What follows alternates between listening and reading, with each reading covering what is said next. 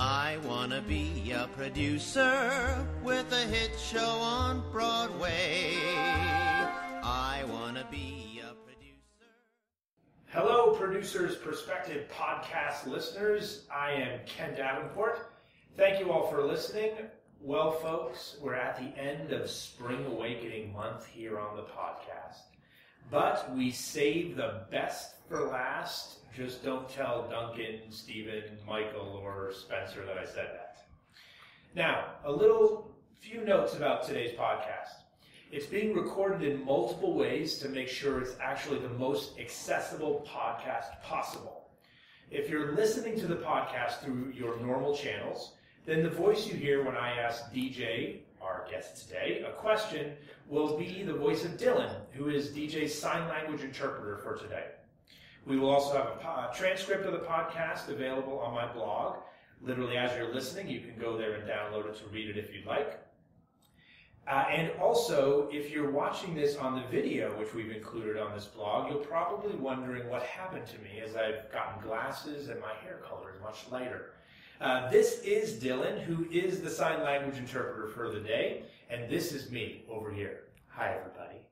And this is my new friend and the artistic director of Deaf West Theater, our guest for today, DJ Kurs. Welcome, DJ. Hello, everyone. Thank you so much for being here today. Can you tell me a little bit about how Deaf West got started? Deaf West was founded about 25 years ago by Ed Waterstreet, who comes from the National Theater of the Deaf. And he moved to Los Angeles and realized that there was no theater companies in the Los Angeles area.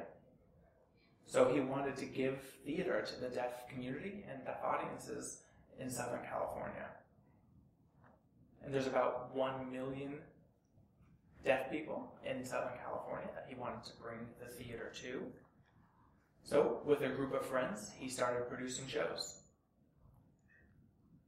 And we've been in LA for the past 25 years. In 1999, we had the idea of doing a sign language musical, which was not the first sign language musical, I might add. But, in my opinion, it was the first one that was done well. And tell me a little bit about the National Theater for the Deaf. When did that begin?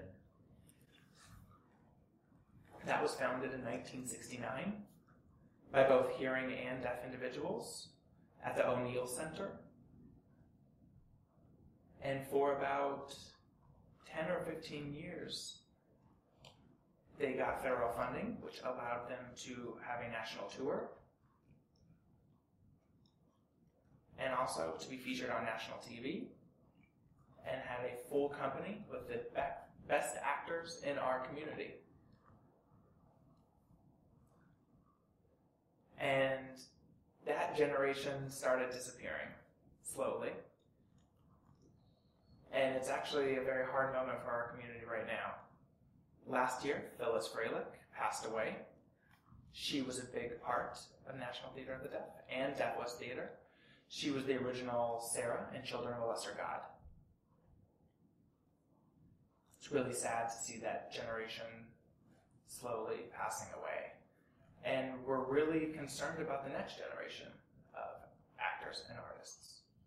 But I would consider you a part of that next generation. Fingers crossed. How do you interpret that? Well, you are still early on in your position as the artistic director, correct? Yeah, hopefully. And hopefully it'll continue. When did you join as the artistic director? I became the artistic director almost 3 years ago. And what were you doing before that? I was the ASL master. For Deaf West? Yes, and different productions. I was in different periodic productions as an ASL master. And before that, I was in film production and film development. And I saw what Deaf West did with Big River. And so I said, hey, Ed, I want to be a part of this. So ASL Master is something that I've only just learned, and I'm sure the listeners and also the viewers out there may not know what that is. Can you tell us what an ASL Master is? So sign language is completely different and separate from English. So when we start a production, the first thing we do is have a team of ASL masters work together with the actors and make translations from English into American Sign Language. And we want to preserve every nuance and every intention that the writers had, preserve that in American Sign Language. Because you cannot do word-for-word translations. It has to be natural, and it has to come from the heart. And you have to make it feel natural. And that's a very long process. And we really spend a lot of time going through that. And that's what separates Deaf West from other theater productions. So it really is like a translator for a foreign language production into English. Like a translator would translate Moliere or... For some foreign language productions, you have some translations on the page. So you can actually make direct translations. But we have to work with our actors and the translations. We have to figure out their range, see what they can do and what they can't do. For example, hearing actors who are part of Deaf West productions, we have to teach them American Sign Language. Some of them pick it up very quickly, and some don't. And that's the team's responsibility to work with them and make sure that they're at a level where they're understood by deaf audience members. And what does it take to become an ASL master? I'm asking maybe for this guy right here, maybe if he studies up. That's a really good question. Linda Bove, who was one of the ASL masters in Spring Awakening, she has been working in this field for 40, 50 years, dare I say. I don't know if she's that old. I think what she brings, she's a native speaker of American Sign Language. She's from a deaf family, and she's been signing since birth. She's very aware of what the audience sees. And when deaf people come into the theater, she understands what their experience should be like. She doesn't want the audience to misunderstand or miss anything in the show. So we work very hard on making the show feel normal. It's by trial and error, I have to say. Some plays are very easy to translate, and others are not. Stephen is not very easy to translate. It's very abstract. It's very poetic.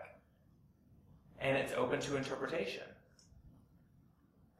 Luckily for us, he wrote the book that explained to us the lyrics, the dialogue, and that really helped us so much when making the translations. It gives us context and background to what's being said. And fortunately, we have him in the room. So when questions come up, we're able to ask for his input. It's a very beautiful process. And it's very enjoyable for me to see it on stage. For me, personally, as a deaf audience member.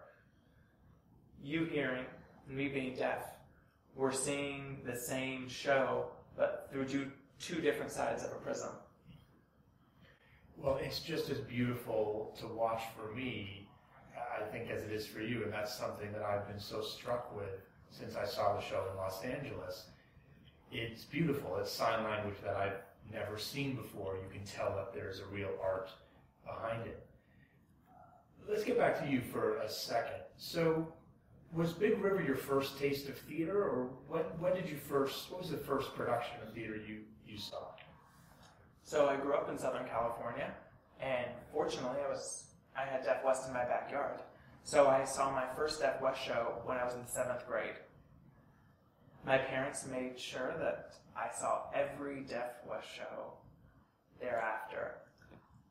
And I think that early exposure to theater helped me to be where I am today. I'm very passionate about exposing young generations to theater, to give them the same experience that I had growing up. When I went to Gallaudet University, I wanted to major in theater and TV production, But my parents said, no way, you're never going to get work in that field. So I became a business major. And after graduation, I went to work in .com industry, and I didn't like it. So I moved to LA. And I became a script reader for a film production company and worked in development for a while, for about 5 years. And at the same time, I was trying to get a deaf film made. And it was really hard. The film industry, there's so many cooks in the kitchen. And everyone has their own opinion. And they're all very star-driven. So for me, I couldn't have hearing people playing deaf actors or deaf characters. So it was a very frustrating process for me. So when I saw Big River, I thought, whoa, this theater did what I wanted to do. They put deaf and hearing people together on a large scale, on a national stage. And they made the hearing world understand our language and culture in a new way. And for me, that's the power of theater. I'm a theater geek, I have to say. I've always been. But I never really thought about it in terms of comparing it to film and TV. It's much easier for deaf people to succeed on the stage as opposed to the screen. And another thing is that sign language is 3D. So it's nice to see it in person rather than through a 2D medium. And do you think it's better suited for stage than film purely because of the business aspects and the three-dimensional? Is there anything else that makes it better for the stage? I think, for example, ASL in music and ASL musicals are still in their infancy. I think it's the art form that's waiting to be discovered. Alex Wise, who's in the show, Spring Awakening right now, told me one thing the other day. He's been in a lot of musicals, and he's never known what to do with his hands. Jazz hands, I guess. So for him, being in this production, he said everything finally came together. He was able to fully express himself through his hands and using his voice at the same time. And for me, that's a beautiful thing. We're not elevating the form of sign language musicals, but also musicals in general. What I love about your story about how you found the theater is it's very much like mine. My parents got me involved with the theater when I was a little kid. They wanted me to go to law school, and I was a theater geek myself. It happens the exact same way, whether you're hearing or deaf. And we, of course, count on our parents. My mission statement, just like yours, is to try to get more and more young people to the theater. So let's talk a little bit about your responsibilities as the artistic director. So what do you do on a day-to-day basis? I try and get plays made. Try and find money. And I babysit a lot. But also a large part of my job is education.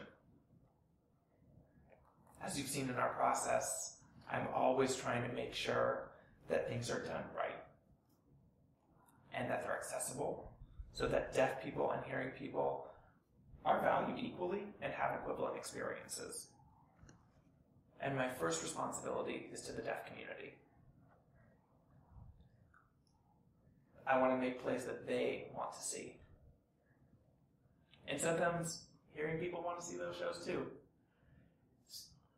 But really, I try and follow the spirit that Ed Water Street set. When he moved to that area that had no sign language theater company, he knew something had to be done about that. So that's what I try and do every day. At the same time, Deaf West's mission is to build a bridge between hearing and deaf communities. So I try and do that too.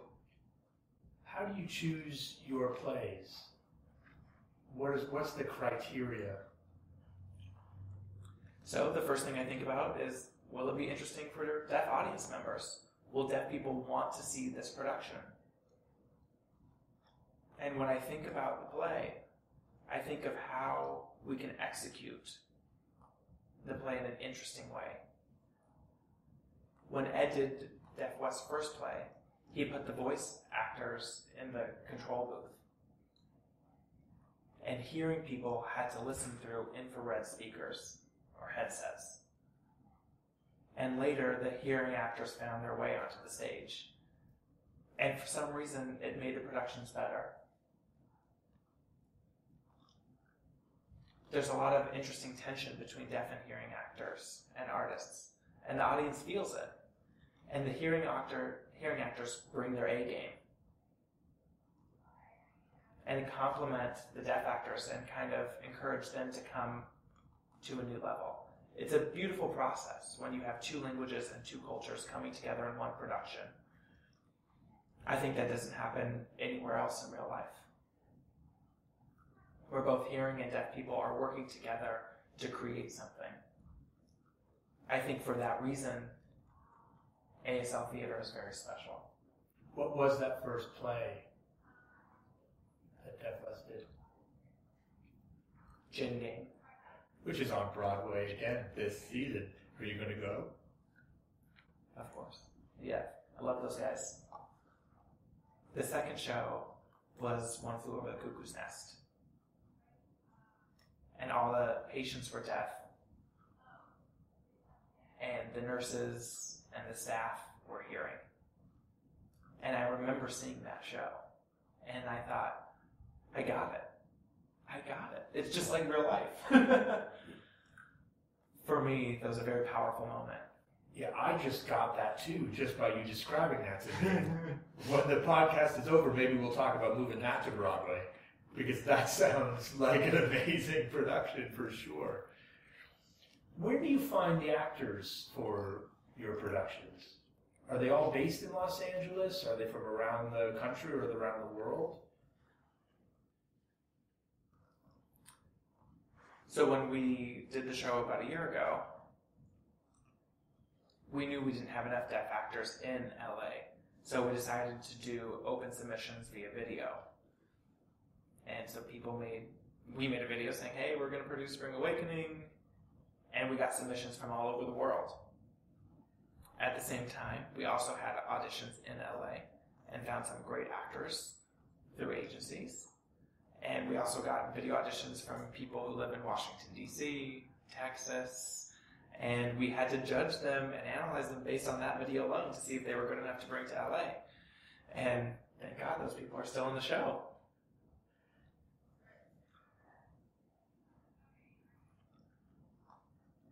We did not have any problems finding hearing actors, and we usually don't. There's plenty in LA, as you know. But in terms of deaf actors, there's a limited pool. First of all, there's not enough opportunities for deaf actors, so deaf people aren't usually motivated to enter the field. For me, that's a reason that it's extremely important for Deaf West to create more opportunities for deaf actors.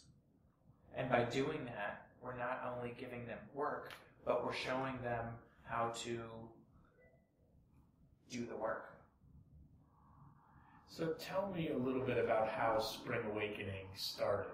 How did it come about? So Michael Arden and Andy Mintus, we had coffee one day, and they said, we want to do Spring Awakening. And I said, are you kidding me? The national tour just closed. It's too soon. But I came home, and I remember what they said about the show being about communication. And I remember the first scene in the show where Venla is asking her mother, how are babies made? And for me, it clicked. It all came together. Deaf people don't learn the birds and the bees from their parents. They learn it in school from their peers. And that experience of navigating the world without strong adult guidance is very common among deaf community members. So everything clicked at that moment. And all of a sudden I was really encouraged to do the show. Also, I brought up to Michael deaf history and how at that period was a very dark time in deaf history.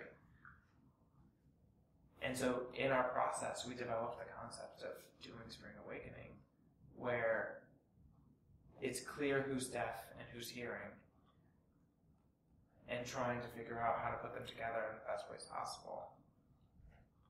And through the workshop process, we found more things. One of the things that was very exciting from the beginning was Michael's commitment to making this a visual musical through choreography, through Spencer, and his beautiful choreography. Not only do we feel it, but we see the music as well. And for future productions, we're going to add more projections to our shows, because I think that really enhances the experience of music. You talked a little bit about how the first few scenes of Spring Awakening affected you personally, about kids learning the birds and bees from their friends, which I assume is how you learned in a way. Did you go to a school for just deaf kids or for hearing and deaf children? So I was mainstream. So I went to a school for hearing and deaf kids. But I was fortunate that I had deaf parents. So I grew up with more adult guidance than most deaf people do. But at the same time, I was still afraid to ask them and learn the birds and the bees from them.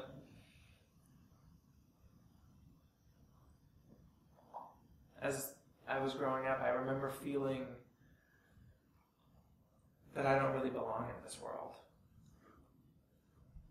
And that experience of being alone and learning as you go, that's something that you see in the show. The father scene with Moritz, which is completely silent.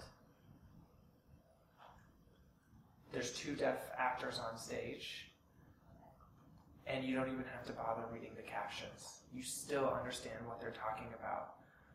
Our experience is universal. We're more alike than we think.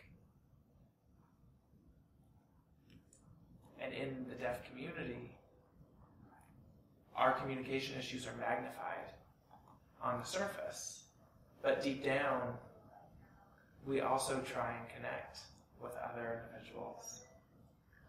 And so we're constantly navigating. And I think Spring Awakening really helps us bring our language and culture to a focal point. So Spring Awakening is now on Broadway. What does that mean for you and the organization? Are you excited about it? Are you nervous? I'm not nervous. I have confidence that it's going to work. I'm grateful. And I'm thrilled. For me, the most important thing is to be able to put deaf actors and sign language on the national stage. I think through the power of art, we can educate others about who we are, and the fact that the only thing that separates us is language.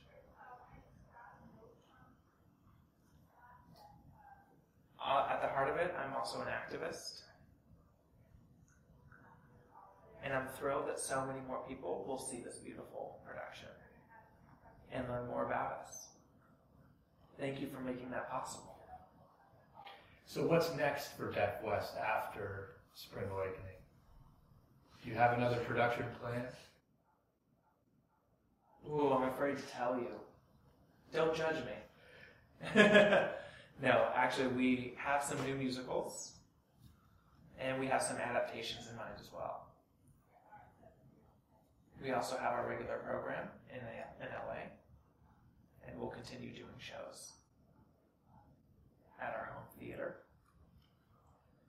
But again, I'm really motivated by this experience of transferring Spring Awakening from a small theater in Los Angeles to Broadway in under a year.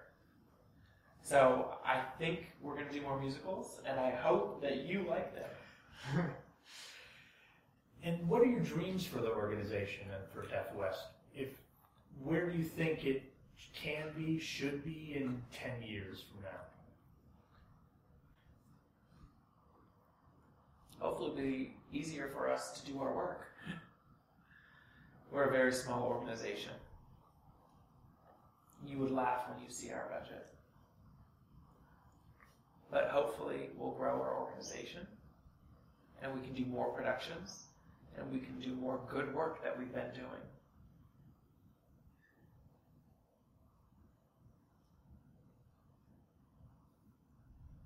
And artistically, we hope to find new boundaries. For me, it's important that we do something new and fresh each time. We don't want to do the same formula over and over again. With each production, you have to make it worth it. And that's very important to us as an organization. Where is your theater in Los Angeles? Do you have your own space? We move around. We rent different spaces throughout the LA area. Do you want your own space? I don't know. We used to have our own space. But for me, it's also nice to be able to introduce our theater, to different areas in LA. The modern audience wants a new experience. And I think today people like going to something new, not something familiar.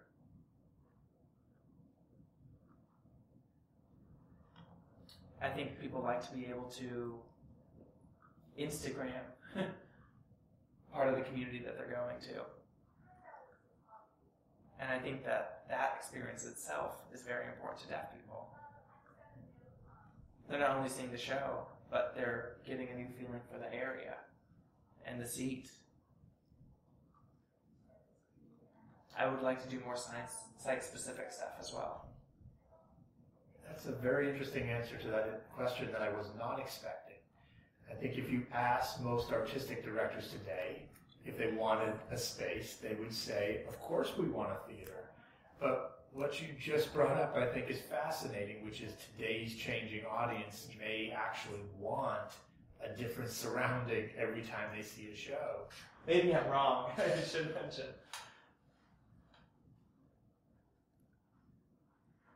We did have subscribers, and we had a full...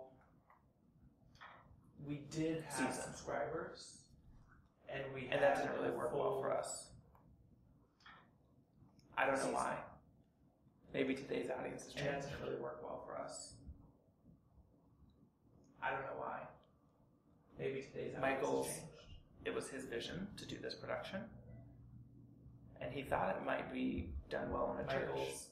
It was his vision to do this production. And still to this day, I'm disappointed that we didn't do it in a church. We were this close, but it didn't happen. And still to this day, I'm disappointed. I would love to do that kind of thing more. We were this close, but it didn't happen. I think today's audience would love to do that kind of thing more. Higher expectations. I think today's audience has, those are my 2 cents, higher expectations. Different today. Those are my 2 cents. I think you're right about today's audience. I think they look for something totally different in their theater, and certainly part of that is because of technology, as you mentioned, Instagram. I want to ask you, you and I are about the same age, and certainly we've seen a lot of changes in technology, which I have to imagine have affected the deaf community even more than me. What has it been like to watch all of this technology, from texting to email, come to life for the deaf community?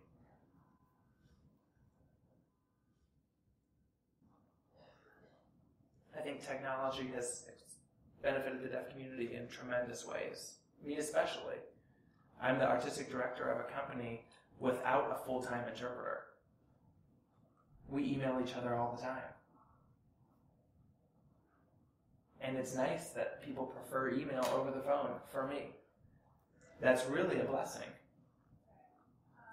And for the deaf community, they're able to stay in touch through Facebook, Instagram, emojis even. English isn't our first language. So we're communicating through images, through video. It's a really exciting time. At the same time, I can't help but miss the good old days when we had deaf clubs, when people put together shows. We had a very strong tradition of theater in deaf clubs that we don't anymore. And your parents are deaf. They often, my parents will say, when we were kids, we had to walk through snow, and they obviously had a very different experience growing up. Did they admire the technology now as well, or did they also look back? And no, I don't think you're going to find any deaf people who miss not having captions, who miss the days of not having video relay service. I think deaf people are on the first wave of technology. We're always finding new technology and putting it to use right away. I don't think deaf people have the nostalgic feelings about the good old days, except for the community aspect. Deaf people used to get together every week in deaf clubs all throughout the country. Now we're lucky if we see each other once a year. You have kids? 2, in fact.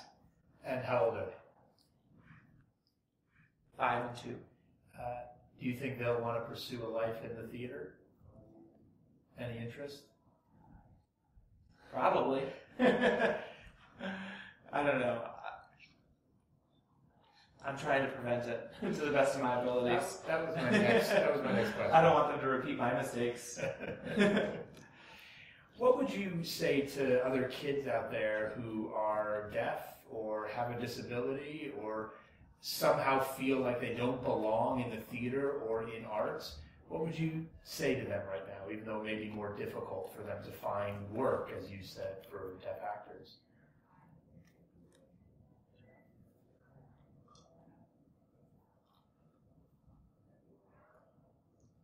I don't have a clear 2-bit line for you, but I have my own mission, to be honest with you. And I will always tell them that theater is a wonderful way to put our advantages to use. We've grown up communicating with the hearing world, and we've developed ways via technology to get things across to them. Could be a hand wave. It could be sleep. We're natural actors right from the start. And so I think we have an advantage over hearing actors. At least until the jobs start coming in. But I'd say that there's hope for them. And that I hope to create more work for them.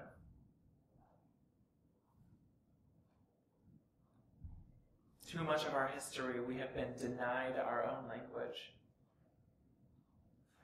You still find teachers and parents who are trying to make their children speak at the expense of education. And I think that's really behind what I do every day. I want to live in a world where sign language is embraced by everyone. I'm not saying that we can't teach deaf people how to speak, but we should have both options. It's like a salad bar. You get what you want. I'm so thankful that you said that the deaf are natural actors, because that's something I've witnessed as I've grown to or come to know so many of you, especially the ASL masters, who I've been transfixed as I watch not only their hands and their bodies, but their faces are so expressive.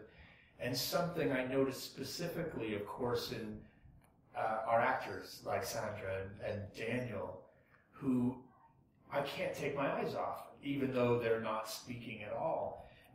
It's so true. I just had to point that out about you being natural actors. And some of the most expressive that I've ever actually come across. I wish they could teach some of the hearing actors that I know how to be so expressive. Okay, so last question. This is a question that I ask everyone on my podcast. I call it my genie question. I want you to imagine that the genie from Aladdin down the street, let me knock some wood that were only half as successful as that genie in Aladdin. I want you to imagine that that genie comes to you and says, DJ, you've done incredible work for Deaf West Theater and for the deaf community. And I want to thank you for that by granting you one wish. I want you to imagine and look, as you've been now working in the Broadway community now for several months over this summer, and I'm sure there are many things that drive you crazy or keep you up at night, and you think, gosh, I wish this could be different. I wish Broadway could change. I wish it could do one thing different. What's the one thing that you would ask this genie to change with a snap of a finger?